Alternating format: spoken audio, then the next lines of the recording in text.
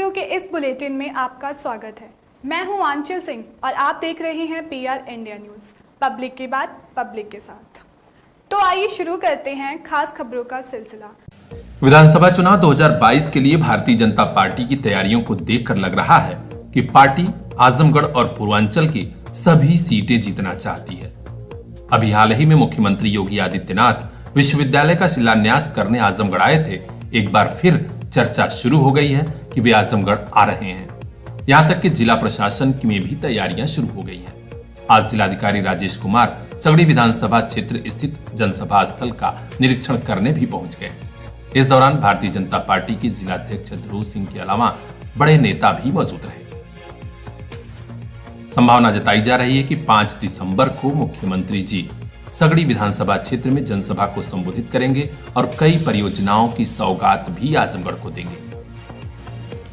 भाजपा जिलाध्यक्ष ध्रुव कुमार सिंह ने बताया कि सगड़ी तहसील के बगल में जूनियर हाई स्कूल के मैदान में ही मुख्यमंत्री जी की सभा होनी है।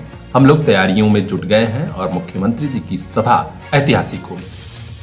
इस अवसर पर भाजपा नेता ध्रुव सिंह के अलावा संतोष सिंह टीपू, अरविंद जायसवाल, मनीष मिश्रा, देवेंद्र सिंह सहित बड़ी संख्या में पदाधिकारी और कार्यकर्ता भी मौजूद रहे।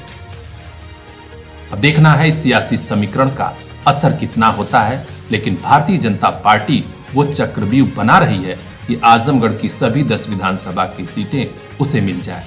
परिणाम क्या होंगे ये तो समय बताएगा। देखते रहिए PR इंडिया न्यूज। देश प्रेम का जज्बा जिनकी रगों में खून बन के दौड़ता है, अपनी माटी, अपने देश और अपने समाज के लिए सर्वस्व कुर्बान करने की भावना जिनके मन में हिलोरे मारती है, यही हैं NCC के वो जवान जो पढ़ाई के साथ साथ एक सैनिक की ट्रेनिंग भी लेते हैं। आज इन युवा सैनिकों का सीना कुछ और चौड़ा हो गया, क्योंकि आज ही खास दिन NCC डे मनाने का गौरवमयी क्षण है। जी हां, आजमगढ़ के प्रसिद्ध शिक्षण संस्थान DAV PG कॉलेज में आज बड़े ही अनुशासित और शानदार माहौल में NCC डे मनाया गया। कॉलेज के प्राचार्य डॉक्टर प्रेमचंद यादव ने समारोह की औपचारिक शुरुआत की और उसके बाद NCC के जवानों ने उन्हें सलामी दी। NCC officer doctor Pankaj Singh ने 99 UP बटालियन में ट्रेनिंग ले रहे युवा कैडेटों को संबोधित करते हुए बताया कि NCC की महत्ता बड़ी ही खास है। उन्होंने कहा कि शिक्षा के साथ देश व समाज की सेवा का गुण यहीं सीखने को मिलते हैं। 15 जुलाई 1948 को तत्कालीन गवर्नर जनरल द्वारा NCC एक्ट स्वीकार किया गया और उसी के बाद देश में युवा सैनिकों को तैयार करने की जो परंपरा शुरू हुई, उसने सन 1965 और 71 में पाकिस्तान के साथ हुए युद्ध में महत्वपूर्ण भूमिका निभाई। दोनों युद्ध में NCC के जवान सेकेंड लाइन ऑफ डिफेंस के रूप में मौजूद रहे। उन्होंने यह भी कहा कि NCC करने वाले युवाओं को A, B और C की सर्टिफिकेट मिलती है, जिससे देश की कई नौकरी में वेटेज तो मिलता ही है, इसके अलावा NCC कैडेट होना अपने आप में गर्व की अनुभूति कराता है। समारोह में प्राचार्य डॉक्टर प्रेमचंद के अलावा शिक्षक संघ के महामंत्री डॉक्टर अरुण सिंह ने भी NCC कैडेट्स का उत्साह बढ़ाया और इस दिन को यादगार बनाने के लिए सभी ने महाविद्यालय परिसर में पौधरोपण किया।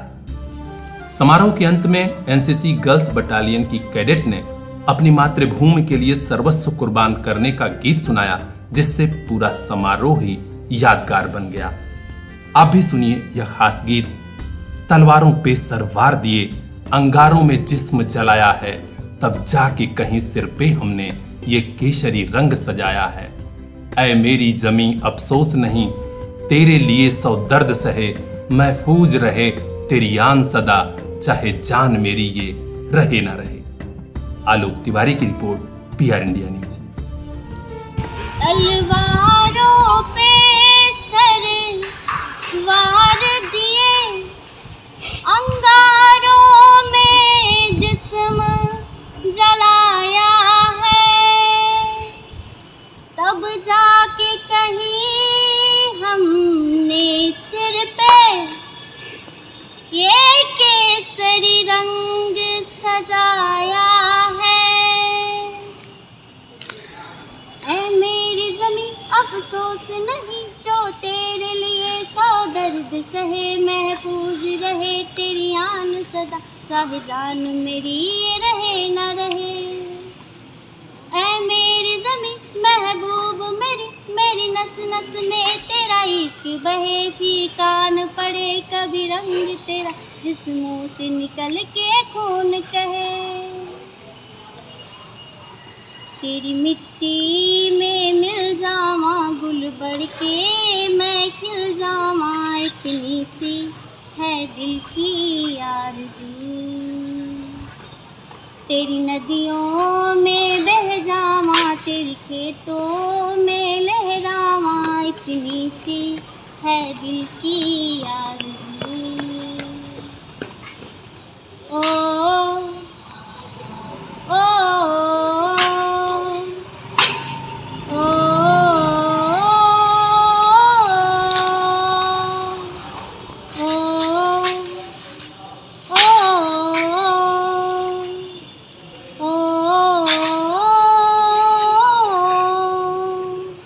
सरसों से भरे खलिहान मेरे, जहाँ झूम के भंगड़ा पान का, आबाद रहे वो गाँव मेरा, जहाँ लौट के वापस आ न सका।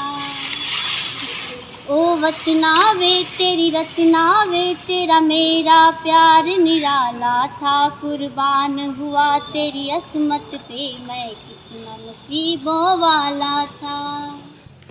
मंडल कारागार में सब कुछ ठीक ठाक चल रहा है या नहीं, यह जानने के लिए आज जिलाधिकारी राजेश कुमार और पुलिस कप्तान अनुराग आर्य अचानक मंडल कारागार पहुंच गए। आजमगढ़ मंडल कारागार में पहुंचने के बाद वहां के अफसरों में हड़कंप की स्थिति रही। बड़े अधिकारियों ने अपनी मौजूदगी में पुरुष बैरकों की तलाशी कराई। हालांकि कोई आपत्तिजनक सामान तो नहीं मिला। छोटी बड़ी कमियों को सुधारने का निर्देश दिया गया है। करीब 1 घंटे तक पुलिस कप्तान और जिलाधिकारी महोदय मंडल कारागार में रहे। उन्होंने निर्देश दिया कि जेल मैनुअल के अनुरूप बंदियों को सुविधाएं मुहैया कराई जाएं। विक्रांत राव की रिपोर्ट, PR इंडिया न्यूज। विकास की चकाचौंध के नाम पर सत्ता में आई भारतीय जनता पार्टी ने महंगाई बढ़ाया, बेरोजगारी बढ़ाया और किसानों की समस्या बढ़ाया। हकीकत के आईने में जो तस्वीर है उसे दिखाने के लिए एक बार फिर कांग्रेस पार्टी के पदाधिकारी और कार्यकर्ता जी जान से लग गए हैं। कांग्रेस की वरिष्ठ नेत्री राणा खातून के नेतृत्व में सगड़ी तहसील क्षेत्र के कई गांवों में पदयात्रा चल रही है। वहीं आज एक और खास आयोजन हुआ। संविधान दिवस के मौके पर उन्होंने बाबा साहेब डॉक्टर भीमराव अंबेडकर के चित्र पर पुष्पांजलि अर्पित कर उन्हें शिद्दत से याद किया। संविधान की महत्ता स्थानीय लोगों को बताई और कहा कि संविधान की बदौलत ही हमें हमारा अधिकार मिला है। राणा खातून ने बताया कि 26 नवंबर से 10 दिसंबर तक हमारा जनसभा अभियान के अलावा सदस्यता अभियान भी चल रहा है। इस मौके पर हम लोग गांव-गांव जाकर लोगों को जागरूक कर रहे हैं और कांग्रेस पार्टी की सदस्यता दिला रहे हैं। उन्होंने कहा कि भ्रष्टाचार बेतहाशा बढ़ा है, बेरोजगारी बढ़ी है और महंगाई तो कहना ही क्या। उन्होंने कहा कि जो वायदा भाजपा करके आई थी उसे भूल गई और जनता की समस्याओं को और बढ़ाया ही। वर्ष 2022 के चुनाव में कांग्रेस की सरकार बनी तो हमारी नेता प्रियंका गांधी आप लोगों से जो वादा कर चुकी हैं उन वादा को सबको पूरा किया जाएगा। हमारी पार्टी कांग्रेस पार्टी, हमारी पार्टी की नेता माननीय प्रियंका गांधी जी जो उत्तर प्रदेश की प्रभारी हैं और ऑल इंडिया कांग्रेस कमेटी की महासचिव हैं, उनके यहाँ से एक कार्यक्रम आया हुआ है जो आज संविधान दिवस है। 26 नवंबर संविधान दिवस है। तो इस संविधान दिवस को हमारी पार्टी ने एक सदस्यता अभियान शुरू किया है जो 26 नवंबर से चल के और 10 दिसंबर तक चलता रहेगा। तो इस सदस्यता अभियान का शुभारंभ संविधान दिवस के दिन से प्रारंभ किया है। हमारा सगड़ी विधानसभा का जो अति पिछड़ा इलाका है, आराजी, अजगरा, मगरबी है और ये शाहडी है। तो मैंने इस जगह प्रारंभ किया है। आज इस न्याय पंचायत में सदस्यता अभियान चलाया गया है और मेरे काफ़ी सदस्य बने हैं।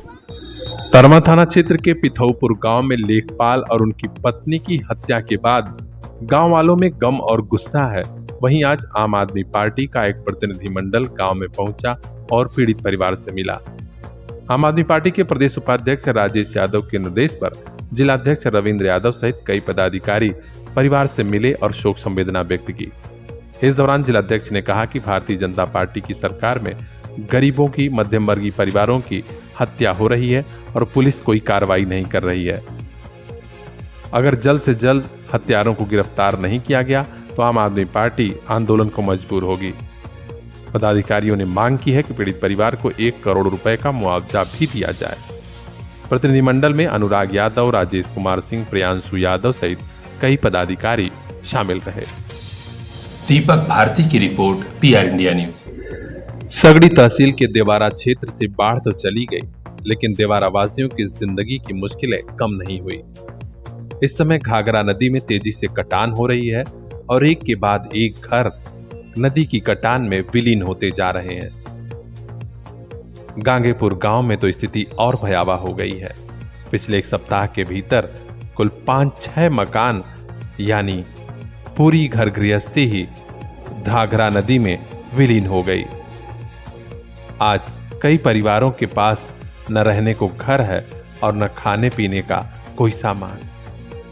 ऐसे में ये परेशान लोग खुले आसमान के नीचे जिंदगी गुजार रहे हैं और कुछ को गांव के पंचायत भवन में शरण मिली है।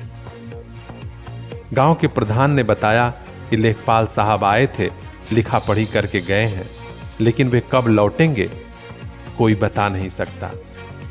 आइए हम सुनाते हैं क्या कहा यहाँ के प्रधान ने। इसके लिए दरखास्त दिया गया, डीएम साहब के यहाँ भी पड़ा है और एडीएम साहब के यहाँ भी पड़ा है और इसके अलावा लेखपाल साहब आए थे, यहाँ जांच किए, लेखपाल साहब लेकर के गए हैं। अभी और आगे कोई अधिकारी नहीं आया। अभी जैसे 5-7 घर पानी में समा गया, वो बेघर हो गए, उनको कहाँ आश्रय दिया जा रहा है?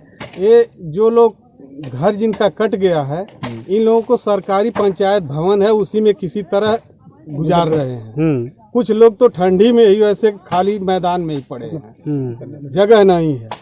इन लोगों की व्यवस्था कराई जा, सरकार से यही मांग है। नहीं तो इसके लिए आप उप जिलाधिकारी महोदय से कोई वार्ता हुई या तहसीलदार महोदय से कोई वार्ता हुई कि इस पे आगामी क्या कार्रवाई की जा रही है? बातचीत हुई थी, आश्वासन लोग दिए, लेकिन कोई आया नहीं। इन लोगों का पूरे यहाँ की पब्लिक की यही मांग है। 3-4 बार घर कट चुका है। अब हम लोगों को यहाँ से कहीं बंधे दक्षिण अस्थाई जमीन दिलवाई जाए, 1 बिस्वा या 2 बिस्वा, हम लोग अपना आवासीय पट्टा मिल जाए, हम लोग अपना वहाँ आवास बनाकर सुरक्षित रह सकें, अपने बच्चों को पढ़ा सकें। घाघरा नदी की बाढ़, बारिश और कटान देवारावासियों की यही नियत बन गई है। एक महिला ने तो यहाँ तक कहा कि हम लोग कुछ भी नहीं कर पा रहे हैं, बाढ़ के समय बेबसी रहती है, अब कटान हमारा घर संसार सब कुछ लील रही है, हम बच्चों को पढ़ा भी नहीं पाते। अगर सरकार हमें कहीं जमीन दे देती तो हम घर बना लेते ऐसे जगह पे जहां बाढ़ और कटान से असर न पड़े। लोग को जैसे कि 3 पहले वो पच्चू था, वहाँ से काटते काटते इधर आई, 3 ठर का, तीसरे थर हम सब बसे हैं और ये भी कट गया है और हम लोग के रहने के लिए कोई अब जगह नहीं है, न कोई सुविधा है। अब ये बात कोई थी नहीं आ रही है सरकार की तरफ से, कोई हम लोग कहाँ जाएं। तो प्रधान जी से या लेखपाल से आपने कुछ कहा कि इसकी कटान होती है? जी तो लेखपाल जी भी आए थे, देख कर वो सब लिख पढ़ कर ले गए और डीएम साहब के नारे और सब दरखास्त डाले, कोई सूचना नहीं आई। तो अब प्रधान भी इस कार्रवाई में लग रहे हैं, लेकिन कोई हम लोग की सुनवाई नहीं हो रही है। अच्छा, कितना घर अब तक कट गया यहाँ पे आपके किनारे से? अरे 5-6 घर कट चुका है और ये सब कटान पे हैं। 5-6 घर वाले कहाँ गए, फिर क्या कर रहे हैं? कहाँ गए, अभी सब इसी तरह इधर उधर है और ठंड की मौसम है, हम लोग की कोई सुविधा नहीं है, खाने पीने की कोई सुविधा नहीं। हम लोग इस ठंड में कैसे रहे, कहाँ गुजारा करें, क्या खाएं, कैसे जी, हम लोग की कोई चीज नहीं है। अब सरकार से ये योजना कि हम लोग की जो भी सुविधा दे, बांधे दक्षिण दे, कि जो भी हम जहाँ रहे सुत रहे और इस दीवार में रहते हैं, बार बार कटता है और हम लोग को बच्चे कभी बाढ़ आ जाती है, कभी बारिश आ जाती है, पानी ज्यादा लग जाते, पढ़ लिख नहीं पाते हैं। तो जहाँ भी दे, बांधे दक्षिण दे, कि हम लोग की जहाँ मकान बनाए सुरक्षित रहे और हम भी लोग कुछ करें, हमारे बच्चे भी कुछ पढ़े लिखे, यही हम लोग की निवेदन है। इस महिला ने वैसे बड़ी बात कह दी है, क्योंकि सचमुच अगर इन लोगों को कहीं ऐसी जगह जमीन दे दी जाती जहां ये लोग घर बना लेते, तो करोड़ों और अरबों रुपया जो घाघरा नदी में डाला जा रहा है, सरकार का वो भी बच जाता और इन देवारा वासियों की जिंदगी भी खुशहाल हो जाती। काश कि सरकार और उसमें बैठे लोगों को ये बात समझ में आती। ब्यूरो चीफ अजय मिश्र की रिपोर्ट, PR India news. Uttar Pradesh Congress committee का एक प्रतिनिधिमंडल आज तरमा थाना क्षेत्र के पिथौरपुर गांव पहुंचा। इसी गांव में दलित लेखपाल और उनकी पत्नी की नृशंस हत्या कर दी गई है। प्रतिनिधिमंडल ने परिजनों से भेंट कर शोक संवेदना व्यक्त की। इस प्रतिनिधिमंडल में संगठन सचिव अनिल यादव, प्रदेश सचिव मनोज गौतम, प्रदेश सचिव शमशाद अहमद, मूलचंद चौहान, श्रीमती सीमा भारती, अम्बेश कुमार शामिल थे। इसके अलावा जावेद मंदे, शाहिद खान, मंजीत यादव, अमर बहादुर यादव, विशाल दुबे, श्रीमती निर्मला भारती भी परिजनों से मिले और शोक संवेदना व्यक्त की। इस दौरान पार्टी के नेताओं ने कहा कि भारतीय जनता पार्टी की सरकार में दलितों पर जुल्म और ज्यादती बढ़ी है। आजमगढ़ समेत पूरे पूर्वांचल में कई ऐसी घटनाएं हो चुकी हैं जिसमें दलितों की हत्या हुई और उन्हें सताया जा रहा है। लोग आदरणीय प्रियंका गांधी जी के निर्देशानुसार और अजय कुमार लल्लू जी के निर्देश से हम लोग आजमगढ़ में जो दलित दंपत्ति की हत्या हुई थी उनके परिजनों से यहाँ उनके पैतृक गांव आकर हम लोगों ने मुलाकात की। लगभग जो है 24 घंटे होने को हैं, लेकिन अभी तक जो है हत्यारों का कोई पता नहीं चला है। प्रदेश के मुख्यमंत्री महोदय कहते हैं कि अपराधी उत्तर प्रदेश से छोड़कर भाग चुके हैं, उत्तर प्रदेश से नहीं है। देश का गृह मंत्री कहता है कि दूरबीन से भी जो है अपराधी देखने को नहीं मिलते हैं, लेकिन लगातार उत्तर प्रदेश में दलितों के खिलाफ उत्पीड़न और दमन बढ़ा है। जिस तरीके से पिछले दिनों इलाहाबाद में 4 दलितों की हत्या हुई, उसके बावजूद अभी तक वहाँ भी कोई कार्रवाई नहीं पुलिस कर पाई है। उसी तरीके से आजमगढ़ में कल जो है बीते दिन 2 लोगों की हत्या हुई। अभी तक पुलिस सिर्फ ये बताने की स्थिति में नहीं है कि इस हत्या का क्या कारण है। हम लोग लगातार हमलों को राजनीतिक तौर पर देखते हैं और कहते हैं कि उत्तर प्रदेश में पूरा सूबा जो है वो दलितों पिछड़ों के लिए कत्लगाह में तब्दील हो चुका है। योगी आदित्यनाथ की सरकार में दलित समाज के लोग सुरक्षित नहीं हैं। हम लोगों ने परिजनों से मुलाकात की है। परिजनों की ये मांग है कि तत्काल जो है उनके पुत्रों को नौकरी दी जाए और साथ ही साथ 1 करोड़ रुपए का मुआवजा दिया जाए। और जिस तरीके से लगातार हमले बढ़े हैं, जिस तरीके से एक सुरक्षा का बोध परिजनों के बीच में बना हुआ है, उनको तत्काल जो है एक लाइसेंस दिया जाए और हथियार दिया जाए। ये परिजनों की मांग है और कांग्रेस पार्टी इन सारी मांगों को लेकर अभी आजकल में प्रशासन से भी हम मिलेंगे, जिले के अधिकारियों से मिलेंगे। साथ ही साथ हम जिले के अधिकारियों से परिजनों की तरफ से ये कहना चाहते हैं कि तत्काल जितना जल्दी हो सके अपराधियों को गिरफ्तार किया जाए, उनके मोबाइल फ़ोन की डिटेल निकाली जाए जो जिनकी हत्या हुई है और तमाम लोगों से पूछताछ की जाए। परिवार वालों ने कहा है कि हमको न्याय चाहिए। ऐसे में कांग्रेस पार्टी भी मांग करती है कि हत्यारों की जल्द से जल्द गिरफ्तारी हो, अन्यथा हम चुप नहीं बैठेंगे।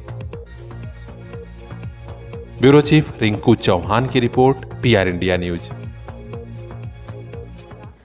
भारतीय जनता पार्टी के प्रदेश अध्यक्ष स्वतंत्र देव सिंह आज आजमगढ़ आए तो जगह जगह माल्यार्पण कर उनका जोरदार स्वागत किया गया।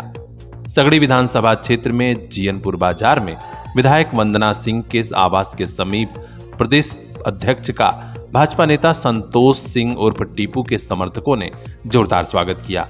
यहां बड़ी संख्या में भाजपा कार्यकर्ता मौजूद थे और भाजपा जिंदाबाद के नारे लगाए।